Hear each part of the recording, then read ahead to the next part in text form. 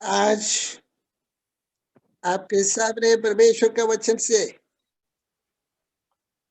सेवकाई करने के लिए इसे मौका परमेश्वर ने मेरे जीवन पर दिया है, इसलिए मैं परमेश्वर को धन्यवाद करता हूँ। वैसे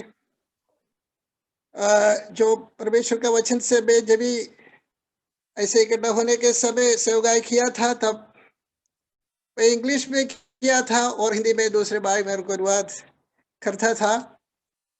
लेकिन आज प्रभु में भरोसा रखते हुए मैंने सोचा और विश्वास के दृढ़ता के साथ मैंने सोचा मैं अकेला हिंदी में जरा बातें करने के लिए कोशिश करूंगा।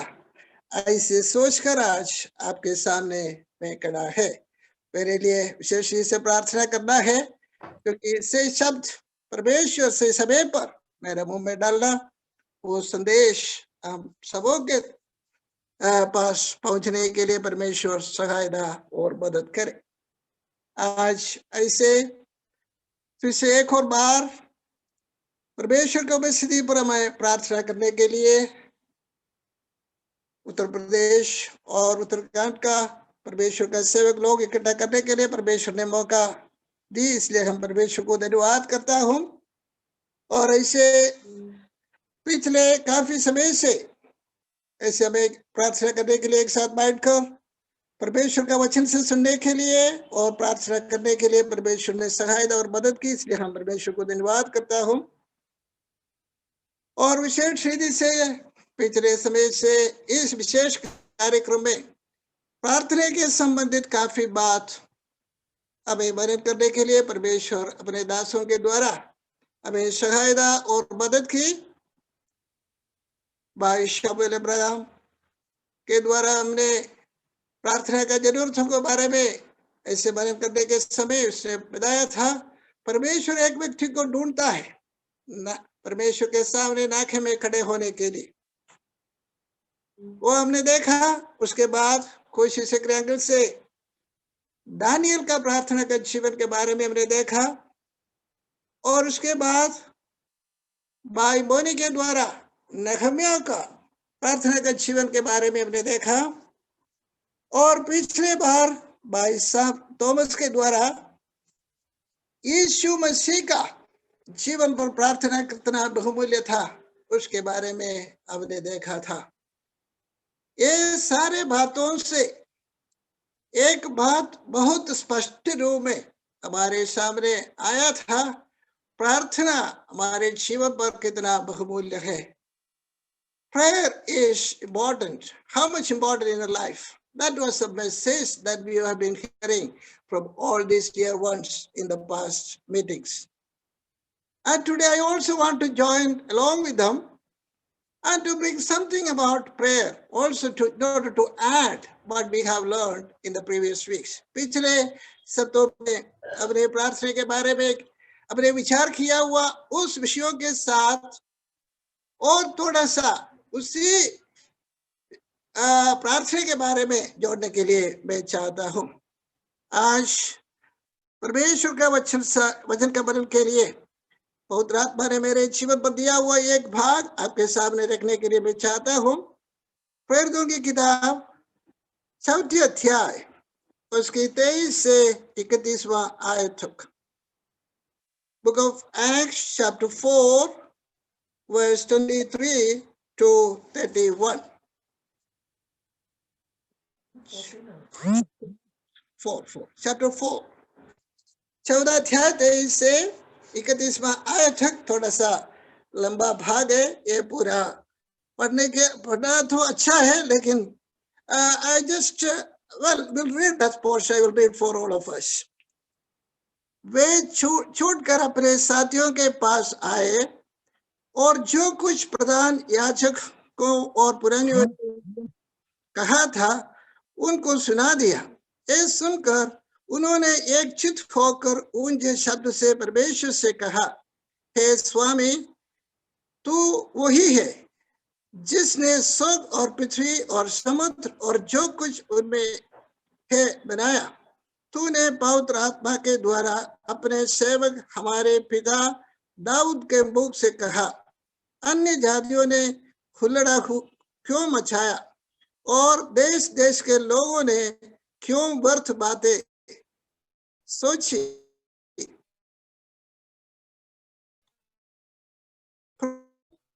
और उसमें खड़े और हकीम एक साथ इकट्ठे हो गया, क्योंकि सचमुच तेरे सेवक यीशु के विरोध में जिसका तूने अभिषेक किया, हेरोदोस और पुन्तियुस पिलातुस भी अन्य जातियों और इस्राएलियों के साथ इस नगर में इकट्ठे हुए कि जो कुछ पहले से तेरी सामर्थ और मधि से कह रहा था वही करे।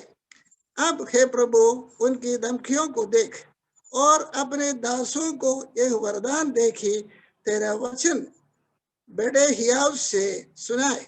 चंगा करने के लिए तू अपना हाथ बढ़ा कि चिन्ह और अद्भुत काम तेरे पवित्र सेवक यीशु के नाम से किए जाए। जब वे प्रार्थना कर चुके तो वह स्थान जहां वे इकट्ठे थे हिल गया और वे सब पवित्र आत्मा से परिपूर्ण हो गया और परमेश्वर का वचन हियाव से सुनाते रहा। परमेश्वर का नाम का महिमा हो। जो वचन हमने अभी पढ़ा है, यह है एक आदर्शिक प्रार्थना है, एक आदर्शिक, it's a model prayer and also this prayer is prayed by the believers. विश्वासियों की प्रार्थना है, एक आदर्शिक प्रार्थना और एक प्रार्थना का नमूना प्रार्थना इधर हम देख सकता है। और इस प्रार्थना, आदर्शिक प्रार्थना से आज सुबह एक सवाल डालकर हम मनन करने जा रहा है। ये सवाल ये है, एक आदर्शिक प्रार्थना में क्या क्या चीज होना चाहिए और what are the ingredients should and must be there in a model prayer?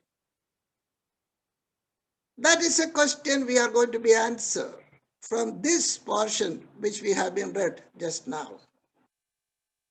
एक आदर्शिक प्रार्थना में क्या क्या चीज का जरूरत है, इस भाग में हम नजर डालने के समय खास कर कम से कम 5 बात हम देख सकता है एक आदर्शिक प्रार्थना में होने वाला, ये होना चाहिए। इसके पृष्ठभूमि के बारे में अभी मैं कुछ भी नहीं कहता है, बीच में वो आएगा। वो सबसे पहले चीज एक आदर्शिक प्रार्थना में क्या है, यह है उसका 26वां पद, 24th verse. There we read like this, यह सुनकर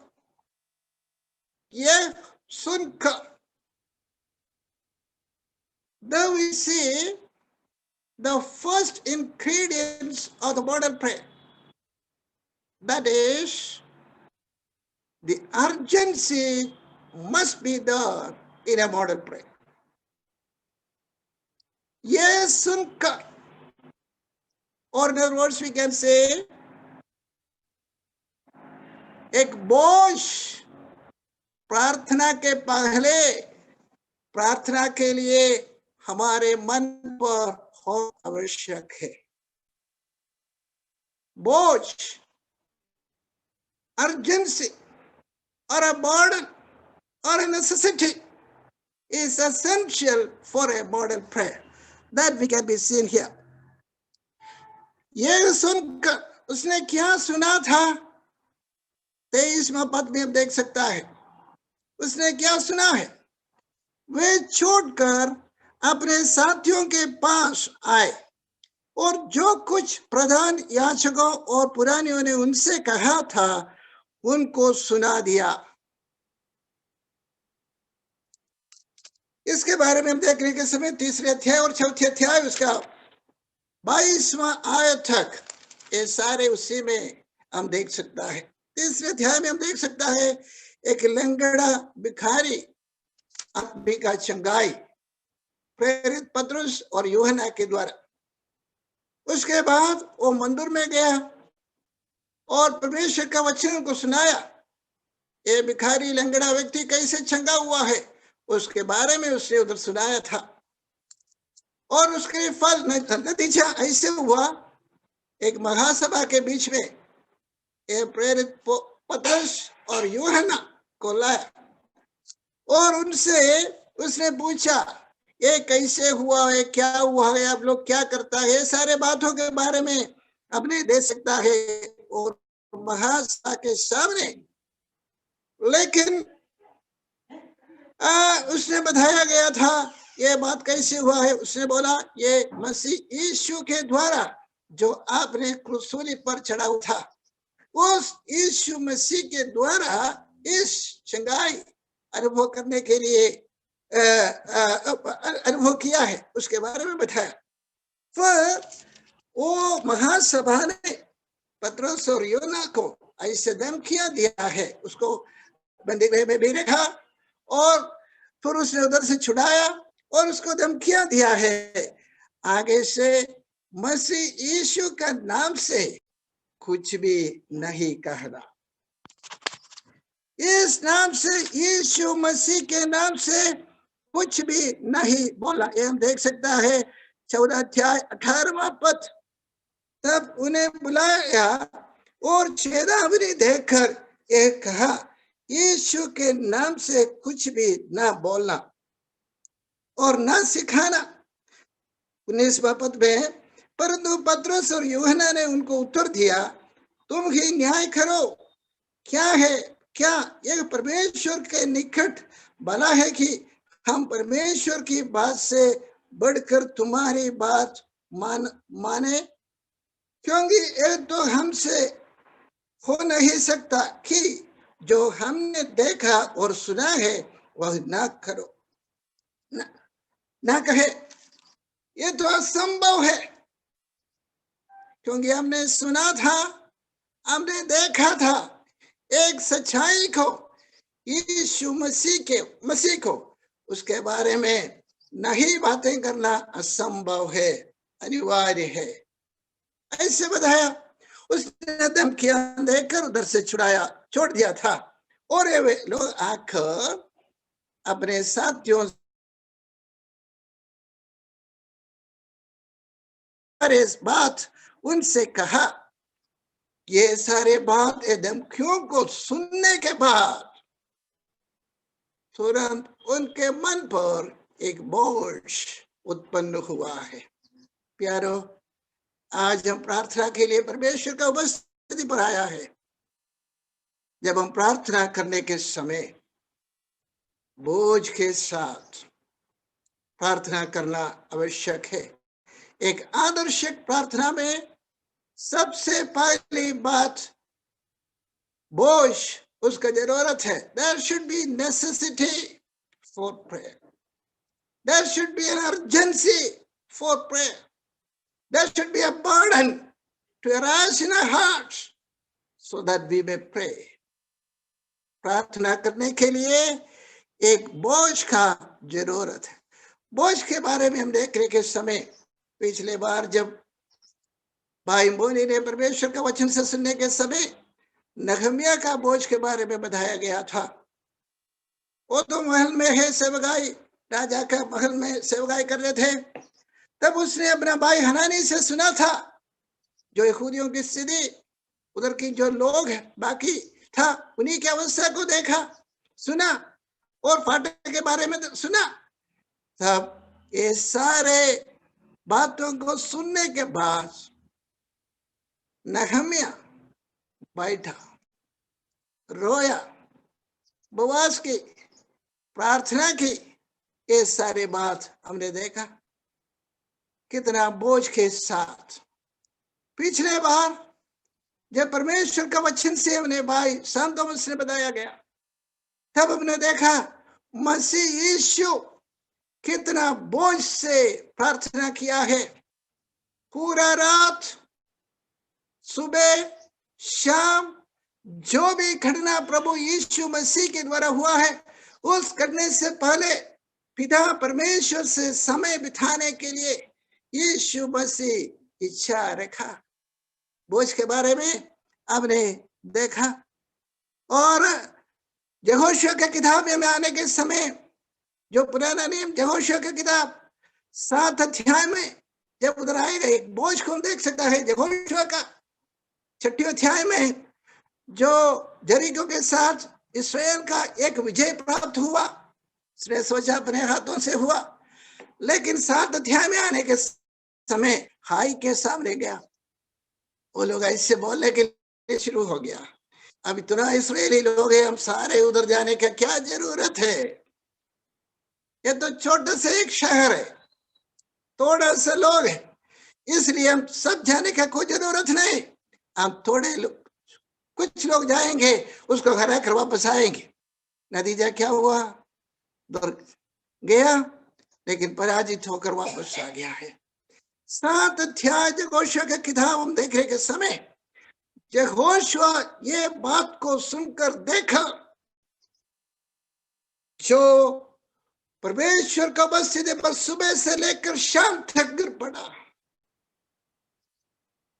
प्यारो, बोझ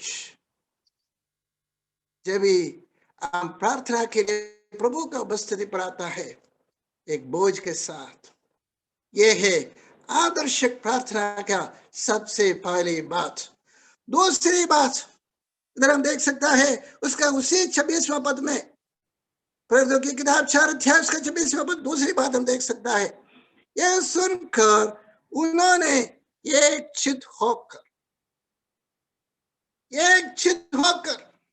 the second aspect of the word of prayer is one mind. एक चित एक मन। आज हमारा प्रिय भाई बिहारी लाल ने जो पहले से बताया गया था, एक मन होकर परमेश्वर का उपस्थिति पर हम बैठकर परमेश्वर का वचन से सुनेंगे और प्रार्थना में समय बिताएंगे आपस में। एक मन प्यारो, जब भी हम प्रभु का उपस्थिति पर आता है, ये बहुत अनिवार्य है। One mind is essential for a model prayer. One mind. प्रेरितों की किताब जो पहले अध्याय में हम देखने के समय कई बार इस शब्दों को हम देख सकता है।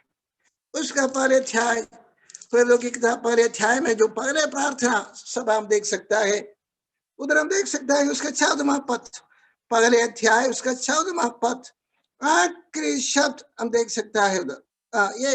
ये सब कई स्त्रियों और यीशु के माता मरियम और उसके भाइयों के साथ एक चित होकर प्रार्थना में लगे रहा, एक चित होकर। दूसरा अध्याय उसका 46वां पद, 46 verse, chapter 2 of 46 of book of Acts, वे प्रतिदिन एक मन होकर मंदिर में इकट्ठा होता, एक मन। और chapter 4 verse 32, chapter 4 verse 32 उधर भी हम देख सकता है, विश्वास करने वालों की मंडली एक चित और एक मन की थी। ऐसे कई बार प्रेरितों की किताब में हम देख सकता है। प्यारो, एक आदर्शिक प्रार्थना में दूसरी बात इधर हम देख सकता है, एक मन उसका जरूरत है, एक मन होकर प्रभु का उपस्थिति पर आने का जरूरत है, एक मन। यीशु मसीह भी ऐसे कहा, मत्ती की सुसमाचार 18 अध्याय उसका 19वां पद, मत्ती की सुसमाचार 18 अध्याय उसका 19वां पद में प्रभु यीशु मसीह का कहना को भी हम देख सकता है, फिर मैं तुमसे कहता हूं, यदि तुम में से 2 जन पृथ्वी पर किसी बात के लिए एक मन होकर उसे मांगो, तो वह मेरा पिता की ओर से जो स्वर्ग में है उनके लिए हो जाएगी। अगर 2 जन और उससे ज्यादा कोई भी हो, प्रार्थना करने के लिए और पिता से मांगने के लिए आता है, एक मन होकर। प्यारो, this is one of the secret of the आदर्शिक प्रार्थना और ए मॉडल प्रेयर। एक मन, एक चित्त प्रार्थना करने के प्रभु का उपस्थिति पर। अगर हम परिवार होते हुए आते हैं और कलीसिया होकर आते हैं और ऐसे टीम होकर आता है, कोई भी हो, प्रार्थना में, आदर्शिक प्रार्थना में दूसरी बात, एक मन उसका जरूरत। एक मन। हमारे आज हम प्रार्थना के लिए प्रभु का उपस्थिति पर है। क्या है, हम एक मन होकर आया हुआ है? अगर कोई कभी इकट्ठी हमारा जीवन पर है तो इधर है, उसका रिपेयरिंग का जरूरत। There must be. And when we come to the presence of God, beloved, we have to repair our life. We have to repair our life. If there is anything hindering in us to pray in one mind, and we have to leave it away. Ask the Lord to take away from that. Give the grace to remove it out. Ek man. That is the secret of the prayer. Burden के साथ, दूसरी बोझ के साथ, दूसरी बात, एक मन होकर उसने प्रभु का वस्त्र पाया। तीसरी बात, इस आदर्शिक प्रार्थना में तीसरी बात हम देख सकता है, उसकी 26वां पद में भी वो बात भी हम देख सकता है। ये सुनकर उन्होंने एक चित होकर ऊंचे शब्द से परमेश्वर से कहा, हे स्वामी, तू वही है जिसने स्वर्ग और पृथ्वी और समुद्र और जो कुछ उनमें है बनाया। हे स्वामी। This is a third aspect or third ingredient of a model prayer, that is acknowledging God as a sovereign. परमेश्वर का प्रभुता को अंगीकार करना। हे स्वामी, जो सृष्टिकर्ता परमेश्वर है। प्रार्थना के लिए हम प्रभु का उपस्थिति पाने के समय, प्यारो, ये बात बहुत जरूरी है, परमेश्वर का प्रभुता को अंगीकार करना। He is the Lord of Lords and He is the King of Kings. He is the Creator and He is over all. And He is on the throne and He controls everything. प्रभु परमेश्वर स्वामी है, सबका मालिक, सबसे उत्तम, प्रथम, सारे चीजों को नियंत्रण करने वाला। यह जानकर मानकर उनका उपस्थिति प्रमाना बहुत आवश्यक है। प्रभु हे स्वामी, we have to accept the lordship, the sovereignty of our Lord. परमेश्वर का प्रभुता को हम अंगीकार करते हुए उनके उपस्थिति पर आना। यारो, यह है तीसरी बात, एक आदर्शिक प्रार्थना में परमेश्वर का प्रभुता को अंगीकार करना। And here we see another thing also. When we accept the Lordship and we are giving praises and adoration, that we need to praise and adore our Lord. Give all the glory to Him, and because He's worthy of all, and He controls. हमारे सारे स्तुति और आराधना के लिए योग्य वही परमेश्वर है। जब हम उनको कहता है, हे स्वामी, मतलब सारे आदर, आराधना, महिमा, सब कुछ उनके साथ अर्पण करता। और इतना नहीं, when we call Him a Swami, and there is another thing we are admitting, I am आपसे दुर्बल है। We are and we need your grace. आपसे निर्भर है, हम कुछ नहीं, हम कुछ नहीं, and we are unable to do anything, and we are admitting. This is the concept we need for the आदर्शक प्रार्थना. हे प्रभु, हम कुछ नहीं, हम कुछ जानता नहीं, हम कुछ कर नहीं सकता, लेकिन आप ये सारे पृथ्वी और आकाश सब कुछ शून्य से सृजा किया है. He has created everything without nothing. Beloved, there was nothing, and he was created everything by his powerful word. And this very Lord is controlling, and he is on the throne, and he understands the situations. He can control everything. हे स्वामी, आज ये भावना से परमेश्वर का उपस्थिति पर हम प्रार्थना के लिए आना है. जो भी प्रार्थना हम देखो, उसी में हम देख सकता है, जो हमने नहम्याह का प्रार्थना को हमने देखा, वो भाग में जरा सा जाएंगे. पहले अध्याय, नहम्याह का किताब, उसका पहला अध्याय, उसका 4 और 5वीं पद जरा सा देखिए. नहम्याह कैसे परमेश्वर के उपस्थिति पर आया है, उसके बारे में हमने देख सकता है. उसके पहले अध्याय, उसका 4 और 5 में, उसका 5वीं बात देखिए, 5वीं आयत.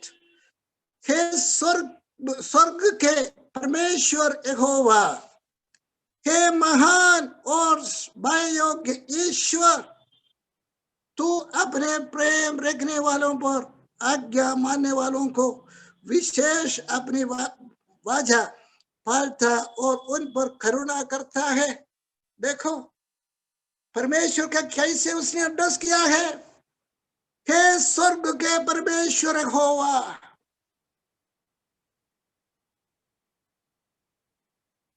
हे महान और भय योग्य ईश्वर, तू अपने प्रेम रखने वालों पर रखने वाले और आज्ञा मानने वालों को विशेष अपने वाचा पालता और वाचा को पालन करने वाला परमेश्वर, विश्वास योग्य परमेश्वर, स्वर्ग में वास करने वाला महान परमेश्वर, अटल परमेश्वर, विश्वास योग्य परमेश्वर. वो दानियल के बारे में हमने देखो, दानियल ने जो प्रार्थना किया है, उसकी 9 अध्याय, उसकी 3री और 4थी पद में हम देख सकता है दानियल कैसे परमेश्वर को एड्रेस किया है, बुलाया है. उस प्रार्थना के समय पर दानियल की किताब, उसकी 9वीं अध्याय, उसके 3रे और 4वें पद में उधर हम ऐसे देखता है. उसके 14 पद में, मैंने अपने परमेश्वर यहोवा से इस प्रकार प्रार्थना की और पाप का अंगीकार किया. हे प्रभु, तू महान और भय योग्य परमेश्वर है, जो अपने प्रेम रखने और आज्ञा मानने वालों के साथ अपनी वाचा को पूरा करता और करुणा करता. यहोवा करुणा करता है. प्यारो, कितना महान परमेश्वर. नहम्याह जैसे प्रार्थना की, ठीक उसी तरह दानियल भी परमेश्वर को एड्रेस करता है जब वो प्रार्थना के समय, बिताने के समय. उसी बात इधर भी हम देख सकता है. जो विश्वासी गण, जो परमेश्वर का उपस्थिति में प्रार्थना करने के समय परमेश्वर को कैसे एड्रेस किया है, उस जैसे एड्रेस किया. परमेश्वर से कहा, हे स्वामी, स्वर्ग और पृथ्वी और समुद्र और जो कुछ उनमें है वो बनाया है. हमारा परमेश्वर कितना महान परमेश्वर है. प्रार्थना के लिए प्रभु का उपस्थिति बनाने के समय परमेश्वर का ये महान अदा को हम अंगीकार करना बहुत आवश्यक है. उनको महिमा करना बहुत आवश्यक है। एक बोझ के साथ, एक मन एकजुट होकर, हे स्वामी, परमेश्वर का महानता को, प्रभुता को अंगीकार करते हुए, यह है एक नमूना का प्रार्थना का तीसरे शब्द। और 14वां बात देखिए, उस 25 और 26, Acts chapter 4 verse 25, 26 और 27, और सारे बात में आपने उस दिन देख सकता है। उधर ऐसा है एक नमूना का प्रार्थना का 14वीं बात यह है, परमेश्वर का वचन के आधार पर प्रार्थना करना।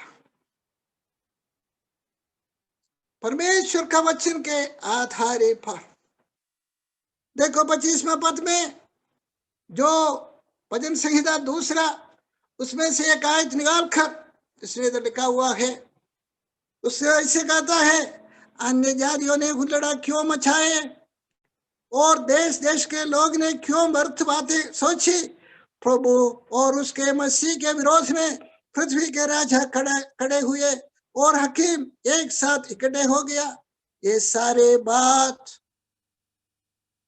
पागले से लिखा रखा है। अभी वो बात सारा पूरा हो रहा है। सो परमेश्वर का आत्मा के द्वारा जो लिखा गया हुआ वचन उसको पूरा हो रहा है। प्यारो, as and when we come to the presence of God for prayer, we must pray on the basis of the written word. परमेश्वर का वचन के आधार पर हमारा प्रार्थना, उसने बोल रहा है अभी कोई विशेष घटना नहीं हुआ है। जो बात अभी हुआ है वो पहले से बताया गया है, दाऊद ने बताया गया है हमारे मसीह यीशु के बारे में। यीशु मसीह में वो सारा घटना पूरा हो गया। उसी बात अभी हमारे सामने भी आ गया है, और ऐसे आके इस जमाने में रहने वाला हमारे बीच में भी उसी घटना आया है। उसी घटना, कोई नया बात नहीं है प्यारो। Whatever comes in the life of a believer, it is already pre-told. It is written by the Holy Spirit in His precious word. पवित्र आत्मा के द्वारा लिखा गया है ऐसे ऐसे घटना हो जाएगा, उसी के अनुसार बात हुआ है, कोई नया बात नहीं है। यीशु मसीह भी हमें ऐसे कहा, यूहन्ना का सुसमाचार उसकी 16वां अध्याय उसका 33वां शब्द में, यूहन्ना 16:33, 16:33 हम देख सकता है, in the world you have trouble, दुनिया में आपको क्लेश होगा, लेकिन डरना नहीं, मैं जीत गया। You need not fear. The trouble is in the world. You have the trouble in the world. You need not worry because I have overcome the world. यारो, यीशु मसीह ने कहा होगा क्लेश, परेशानी, संकट, कष्ट, मुसीबत, सारे बात होगा। इसलिए कोई भी बात नया नहीं।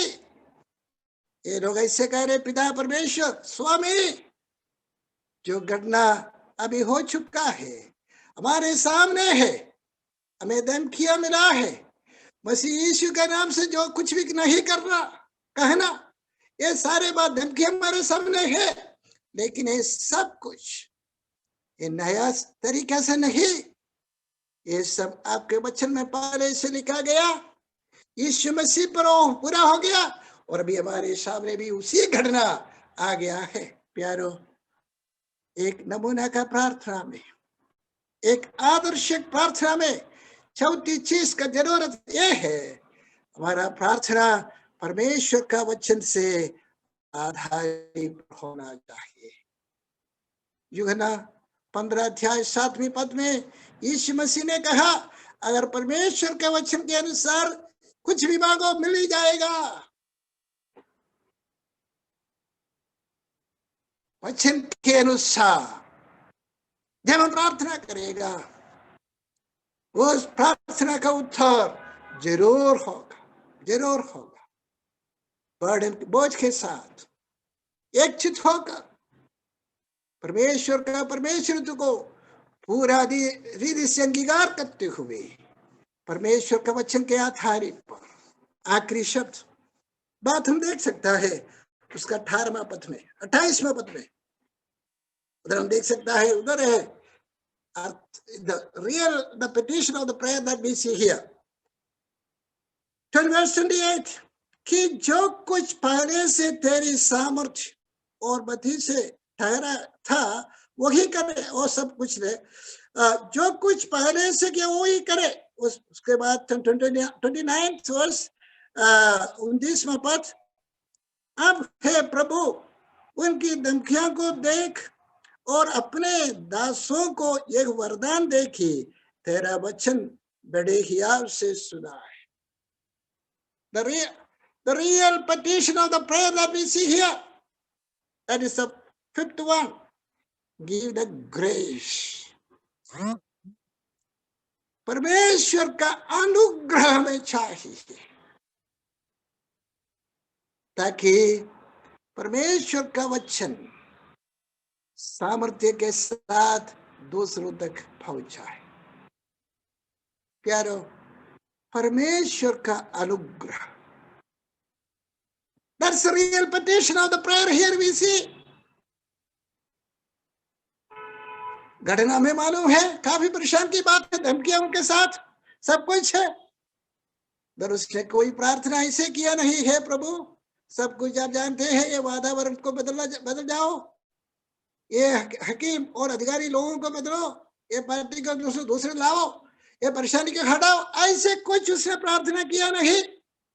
उसका प्रार्थना का शब्द यही है, प्रभु हमें आपका अनुग्रह चाहिए। Give us thy grace.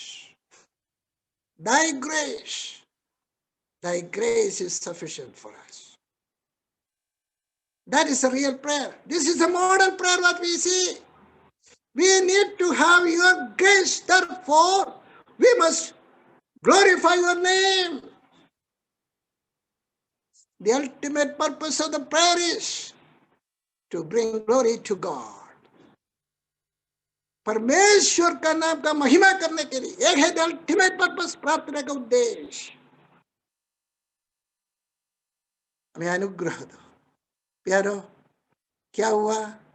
बोझ के साथ एकचित होकर परमेश्वर का महत्व को पूरा रीति से अंगीकार करते हुए परमेश्वर का वचन के अनुसार परमेश्वर के अनुग्रह के लिए प्रार्थना की। इसका नतीजा क्या है? देखिए वर्ष 31 के 30वें पद में, जब वे प्रार्थना कर चुके तो वह स्थान जहां वे इकट्ठे थे हिल गया और वे सब पवित्र आत्मा से परिपूर्ण हो गया और परमेश्वर का वचन हियाव से सुनाते रहे। जब ऐसा प्रार्थना की, तुरंत जो जगह जो लोग बैठे थे, हमें मालूम नहीं कितने लोग हैं, जो जगह जो बैठे थे वो लोग प्रार्थना करने के लिए, वो हिल गया। आज हम प्रार्थना करने के समय क्या होता है? हम तो हिलता है, लगा हिलता नहीं। कह रहे यह है प्रार्थना का नतीजा। एक आदर्श प्रार्थना का नतीजा यह है, जो प्रार्थना किया तुरंत, they never had a reply, They never had a C plan. They have only plan A. प्यारो, ये बात हम ध्यान करना है। हम परमेश्वर का उपस्थिति और प्रार्थना के लिए आता है। प्रार्थना के लिए आने के समय वो परमेश्वर हमारा निगाहबान है। हमें सहायता करने के लिए शक्ति और सामर्थ उनके पास है। स्वर्गीय भंडार में सब कुछ है, कोई कमी घटी उधर नहीं है। हमें जो भी है उस पूरा करने के लिए उनके साथ उनके सामर्थ्य है। उसी पर भरोसा रखते हुए we need to have only plan A, not plan B, plan C, plan D or anything. If you come into that, definitely we see the result of our prayer. परमेश्वर का अनुग्रह उसने उनको जोखिमों को हटाने के लिए उसने प्रार्थना किया नहीं, ये परेशानी को हटाने के लिए उसने प्रार्थना किया नहीं। और आज भी हमारा प्रार्थना भी वो ही होना चाहिए। हमें मालूम है काफी परेशान के बीच में हम गुजर रहा है, काफी मुसीबत हमारे सामने है। There's a lot of troubles. It's not a new thing. Jesus said there will be troubles. But in the trouble, we need to have the grace to overcome. And He is there to provide that grace. Even today, the very Lord is on the throne. हमारा उद्धार इस दुनिया से असंभव था। उस उद्धार को संभव करने के लिए परमेश्वर खुद इंसान बनकर इस धरती पर आया, हमारे लिए सूली पर मृत्यु सहा, उस उद्धार को और दफना गया जी उठा उद्धार को सफल की। जो कोई इस पर आता है, विश्वास करता है, उनको उद्धार अनुभव कर सकता है। दुनिया से असंभव था, वो असंभव चीजों को संभव करने वाला परमेश्वर हमारे लिए जीवित है। इस दुनिया में जो भी चीज हमारा जरूरत में है, ये सब हमारा उद्धार के नीचे, उसका ऊपर नहीं। सबसे मुख्य बात हमारा उद्धार। अगर वो मुख्य बात दुनिया से असंभव था, वो असंभव को संभव करने के लिए हमारा परमेश्वर से हो सकता है, तो प्यारो बाकी सारा छोटा है उनके सामने, उनके नजरियों में सारा छोटा है।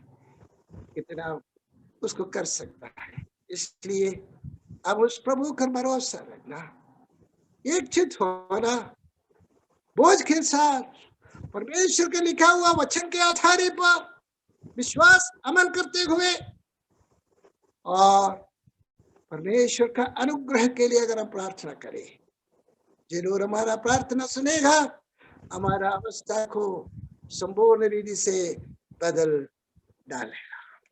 और इस अनुग्रह क्या क्या करता है, थोड़ी सी बात उसमें से भी मैं बात कर दूंगा। ये अनुग्रह हमें उद्धार देता है। परमेश्वर का अनुग्रह से उद्धार,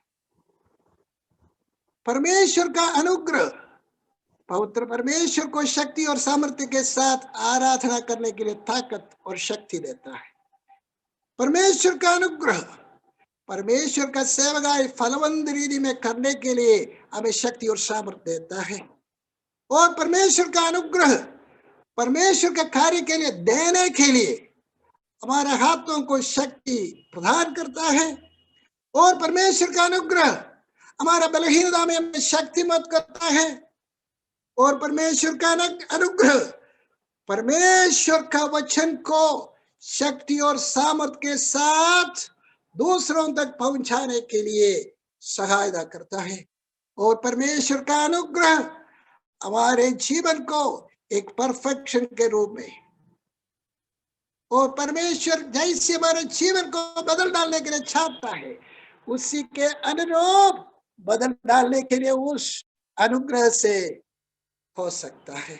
क्या कितना महत्वपूर्ण है परमेश्वर का अनुग्रह हमारे सारे वातावरण को बदल डालने के लिए, हमारे सारे अवस्था को बदल डालने के लिए, हमारे सारे कमजोरियों को हटाने के लिए परमेश्वर का शक्ति, परमेश्वर का अनुग्रह शक्तिमत है, सामर्थ्य है। इतना सामर्थ्य उसी में है। वो अनुग्रह हमें चाहिए। कोरोना हो, मुसीबत हो, पॉलिटिकल अस्वस्थता हो, और whatever calamity ho, dearly beloved, we need not fear. We need not fear about corona. We need not fear about the political situation we are going on these days. We need not fear of anything else. Whatever the calamity, whatever the problems and trials. But Lord said it will be. But He is there, the one who has overcome the world. He is with us. Let us look on Him. Let us hold on Him. Let us trust in Him. And He is there to control and provide and take care of our life. The model prayer. We must pray with urgency. We must pray in one mind. We must pray to looking and acknowledging the Lordship of God, sovereignty of God. We must pray on the basis of Scripture, and we must pray for the grace of God. बोझ के साथ एकचित होकर परमेश्वर का महानदा को अंगीकार करते हुए परमेश्वर का वचन के आधार पर और परमेश्वर का अनुग्रह के लिए मीन्स परमेश्वर से जो अनुग्रह प्राप्त करने के लिए अगर हम प्रार्थना करें, हमारा प्रार्थना परमेश्वर सुनेंगे जरूर, उसका उत्तर जरूर मिलेंगे। हमारा मसीही जीवन और परमेश्वर का सेवाई आशीष से मालामाल होगा। परमेश्वर उसके लिए हमें सहायता और अनुमति करें। धन्यवाद।